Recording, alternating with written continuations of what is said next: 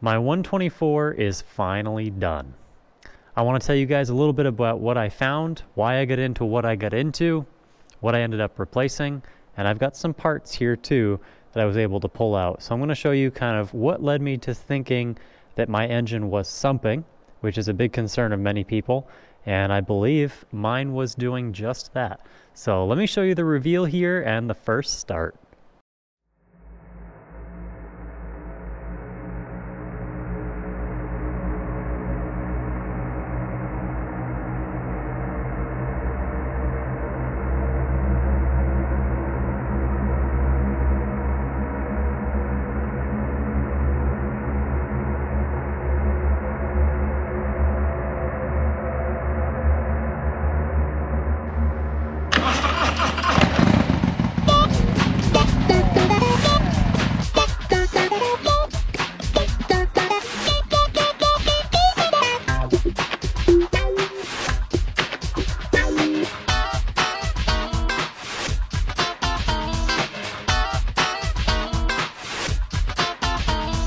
I'm super excited to finally have my motorcycle back home. The Road Glide's definitely looking better than ever, and very excited to have the 124 in here. I do want to talk about what I found when I started taking this engine apart and why I ended up doing as much as I did to it. I initially wanted to replace the oil pump with an S&S oil pump because I had heard that Harley had been having some trouble with their oil pumps and some bikes sumping, having some issues like that. And since my warranty was running out soon, I figured I just wanted to do that to kind of help protect the engine just in case. So I figured I might as well, if I'm doing the cam plate, might as well do a cam, and decided to do a 465 cam with it. So when I started taking this bike apart, I didn't realize it was a big issue at the time. I kind of thought it was normal, but I found that the air cleaner was coated with oil, and especially in the intake manifold. On the throttle plate, all of that was just coated really thick with oil. And I kind of thought it was normal just because I know EPA requires that system as the crankcase breather to kind of be put back in there, and that's how Harley does it. So I kind of thought it was normal. Didn't think it was excessive until later on, taking things apart, finding out definitely was excessive. And so ended up going in, replacing the camshaft, found the inner cam bearing kind of feeling a little gritty, felt like I needed to replace that, so went to remove the cam bearing, put the removal tool in, had a little bit of trouble getting it to catch on the back side, couldn't figure out why it wouldn't catch. Ended up finally getting it to be able to catch and was able to put the center locking pin through the tool. Bottomed that out, went to crank out the bearing, and it started coming out part way, and then there was a loud pop, and the removal tool slipped into the center of the cam bearing, wrecked all the rollers fell into the case, turned into kind of a mess. So we ended up taking apart the whole case. That was the next goal. In order to do that, obviously we got to take the cylinders off. So I started removing the cylinders, took the tank off, got everything ready to go for that, to pull that whole engine out. And when I pulled the cylinders off and was able to kind of look at everything, my cylinders were scored. Once we found the scoring on the cylinders, I said, well, I might as well get a hold of my Harley dealership, because this could possibly be considered under warranty. So I got a hold of Wilkins Harley Davidson, which is my local dealership, and they are super, super nice to deal with. They've always been great to me, and I just wanted to give them a heads up on kind of what I found so far and see if they'd be willing to take the bike while it was in pieces. I had already had the cylinders off. I mean, the tank was off, everything to get to all of that. As well as a lot of the electronics, wiring, and everything had already been unplugged. Bolts, cam chest was all undone. So it was kind of the middle of a project, and I knew that sometimes that is a real nightmare for mechanics to jump in the middle of something like that. And I didn't want to have to ask them to do that. But they were more than happy to help. They didn't complain ever through the whole project. They came right out with their truck, picked the bike up, loaded all the little pieces, brought it down to their shop, and was able to get it taken care of. And it was a long road because every time we would touch something, we would find something else, it seemed like.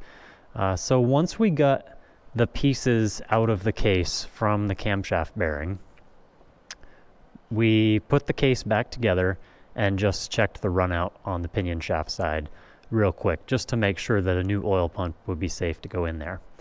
It was at 6 thousandths run out. The max run out on S&S oil pump is 5 thousandths. So I was beyond the limit. So I had to do something. At this point, it was kind of like, well, I either fix it right and don't ride it all the rest of this season, or I do a patch job, put it back together, and end up doing this all again later. Didn't want to do that. Wanted to fix it right. So we sent the case out to Dark Horse Crankworks, and they spent a few weeks fixing that. Of course, COVID made everything harder for them, made things take longer, but they did an amazing job. Ended up doing the balance of the flywheels and the whole crankshaft assembly.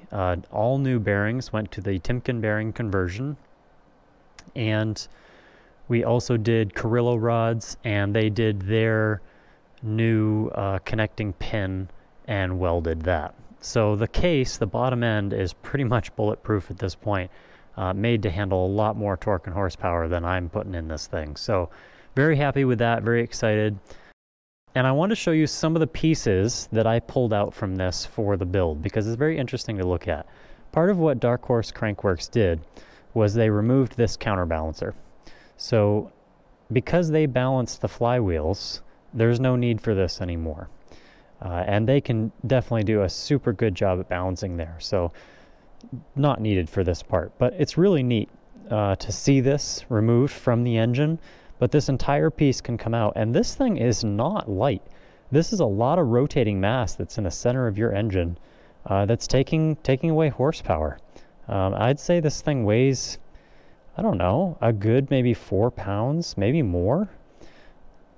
It's definitely a substantial piece to have sitting there just rotating in the center of your engine. So getting rid of that was really cool, and I really did notice a difference running this, which I'm going to get into later on, some of the differences that I noticed on running this motorcycle. Right now I just want to show you some of the parts and pieces.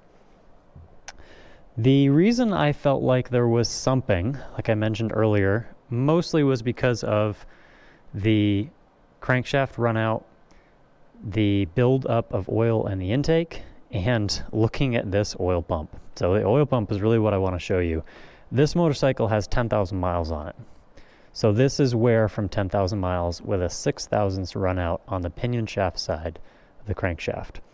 So on this side of the oil pump, if you can see in there, this is pretty smooth. It's a little bit of discoloration, you know, just from kind of normal wear, but it's very smooth in there, kind of what you'd expect to see. The other side, because of the run out on the pinion shaft, there is some really deep grooves. I know it may be hard to see it on camera, but I can catch my fingernail in these grooves, and you can hear my fingernail catching on all the aluminum, and it's just scratch after scratch after scratch. It was like somebody put sand or grit in here and just let it run.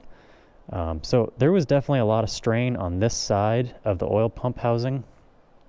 This is where you see the most wear on the parts. The cam plate, I didn't really see much. There's a little bit of color change kind of on the different sides of the surfaces, but nothing extreme like I saw in the oil pump. You might be able to see this on the camera, but there's just some discoloration and some funky wear right there. A couple things going on. But nothing extreme really. And the gears all looked in pretty good shape. Nothing was really worn too bad. You can kind of feel right here, there's a couple spots that you can catch your nail on. So that's not amazing, but not horrible, you know, not catastrophic by any means. But you can definitely see what that extra run out was doing on the inside.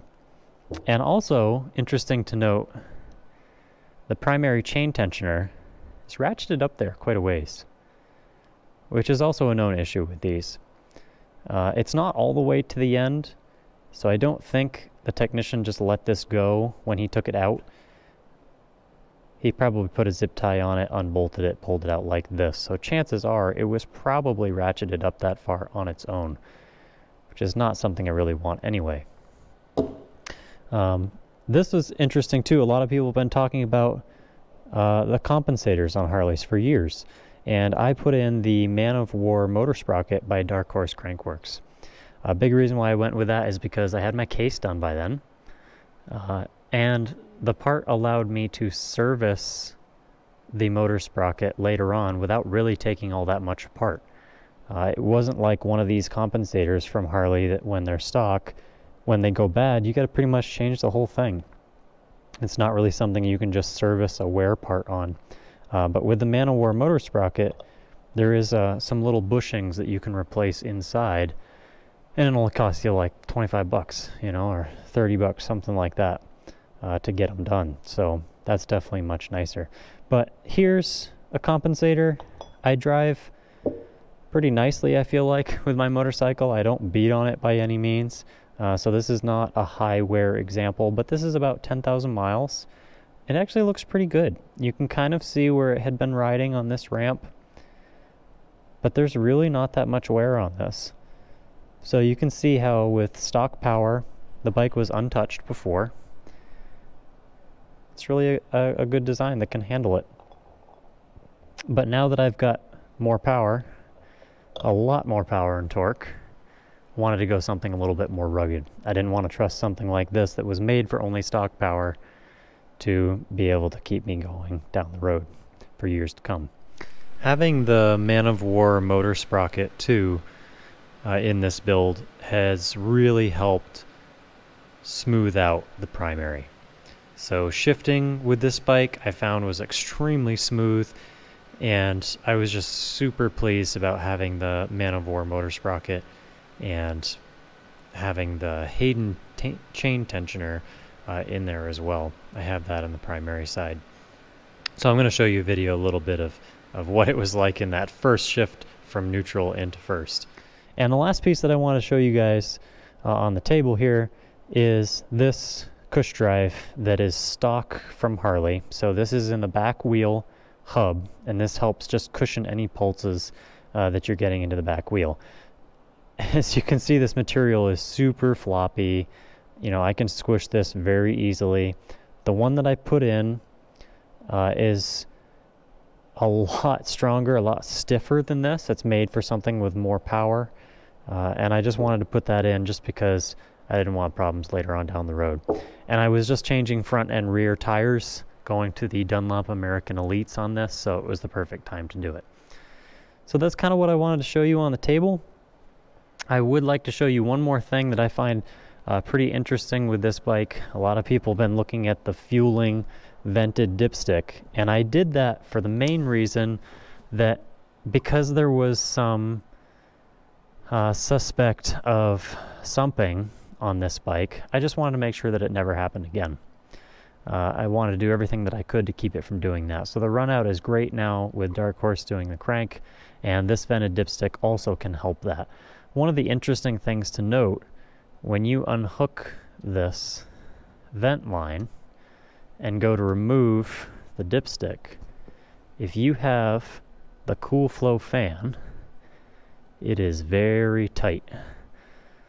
And when you pull it out, you have to have this vent positioned right here and it will fit by. But if you have this turned in any other direction, there's just not enough room to get it. It's the way the dipstick works inside the filler hole. So something interesting to note, it is doable. You can get it out, but you have to pull it out in a certain way. But it does work. Just something to keep in mind if you're looking at doing this dipstick as well, and you may have the cool flow fan right above it.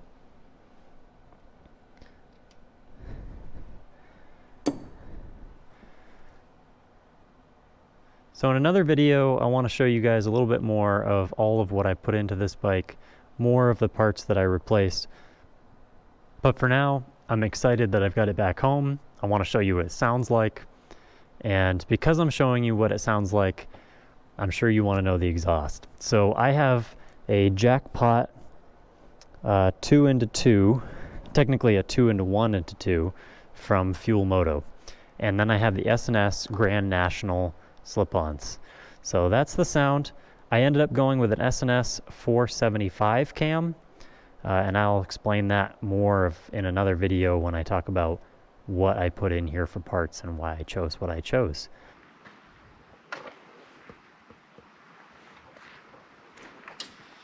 Ready?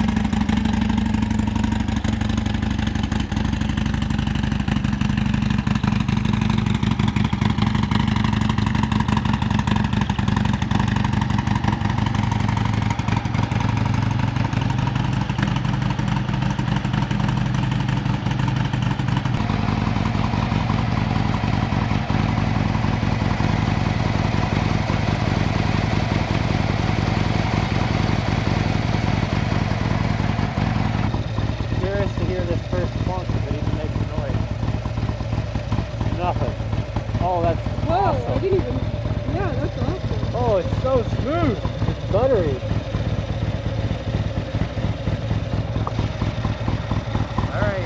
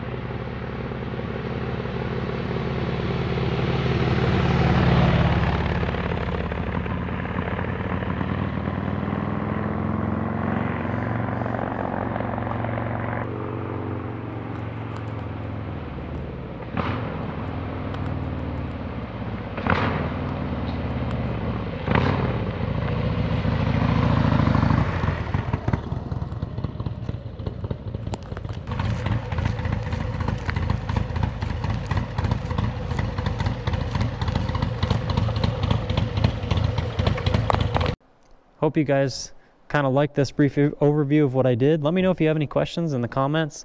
I did a lot of research and a lot of talking to different technicians, and this bike bounced around a lot of people's heads and trying to figure out where to go and what to do and what the best parts were to throw with this.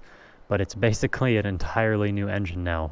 There's not a lot of parts in this that are still Harley. So let me know if you've got some questions. I can help you out.